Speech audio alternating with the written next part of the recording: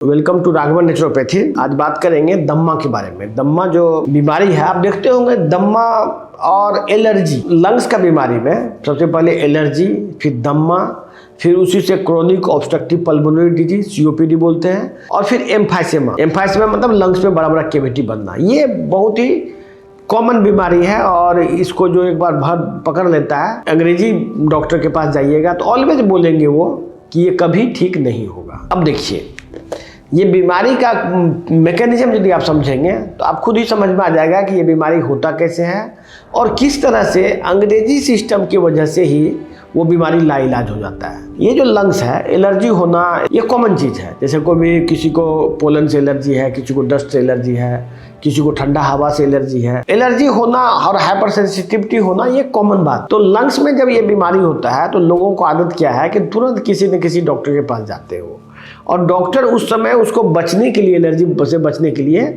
Steroid का inhalation देते हैं किसी फॉर्म में। या तो रोटाहेलर के फॉर्म में होता है या तो इनहेलर के फॉर्म में होता है। तो ये स्टेरॉइड जो है वो टेम्पोरली रिलीफ देता है। स्टेरॉइड का प्रॉपर्टी है कि वो जहाँ भी जाता है वहाँ के प्रोटीन को डिसॉल्व करके शुगर में कन्वर्ट करता है, और उस जगह में थोड़ा सा, इस वजह से आदमी अपने सिम्टम्स को भूल जाता है। ये मैकेनिज्म बनाया गया है, ये शरीर का प्रोटेक्टिव मैकेनिज्म है।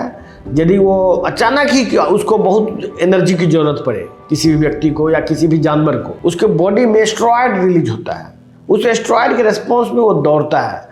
बॉडी उसी हिसाब से डिजाइंड है। यदि शरीर में स्टेरॉइड रिलीज होगा तो स्टेरॉइड के इफेक्ट से बॉडी का सारा सिम्टम खत्म हो जाएगा और आदमी दौड़ने के लिए रेडी हो जाए। ये जो प्रिंसिपल बनाया गया है, ये जहाँ जहाँ भी स्टेरॉइड जाता है वहाँ से प्रोटीन को शुगर में कन्वर्ट करता है और एनर्जी प्रोवाइड करता है बॉडी में। तो ऐसी अवस्था में लोगों को स्टेरॉइड का इनहेलर देने से क्या होता है कि लंग्स में जो प्रोटीन है, हर एक बॉडी में हर एक चीज प्रोटीन है, हर एक मसल्स प्रोटीन है, ब्रेन प्रोटीन है, सब कुछ, लंग्स भी प्रोटीन है। अब ये प्रोटीन जब जाता है उसके लेयर बाय लेयर, तो वहां पर जाके उसको प्रोटीन को शुगर में कन्वर्ट करता है और कैविटी बनाता है, और वो धीरे धीरे करके बीमारी बढ़ता चला जाता है और बाद में लंग्स में बड़ा बड़ा छेद हो जाता है, जिसको एम्फाइसेमा बोलते हैं। तो अब वैसे आदमी को ऑलवेज ऑक्सीजन डिफिशियंसी होती है, ऑक्सीजन वो सही ढंग से मेंटेन नहीं कर पाते हैं ब्लड में।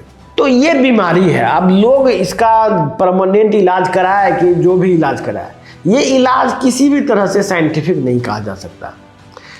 एक्चुअली में ये जो ट्रीटमेंट है, ये जो ट्रीटमेंट एम्फाइसेमा या अस्थमा का जो इलाज अभी वर्तमान में अंग्रेजी में उपलब्ध है, उसको किसी भी ढंग से वैज्ञानिक नहीं कहा जा सकता। ये टोटली बकवास ट्रीटमेंट है।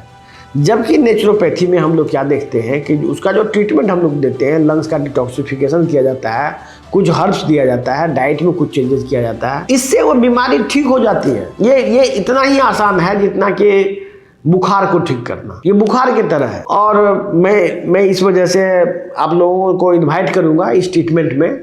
यदि किसी भी व्यक्ति को ये बीमारी है, दम्मा से रिलेटेड कोई बीमारी है, तो आप दिए गए नंबर पर कॉल कीजिए, हमारे एक्सपर्ट आपसे बात करेंगे।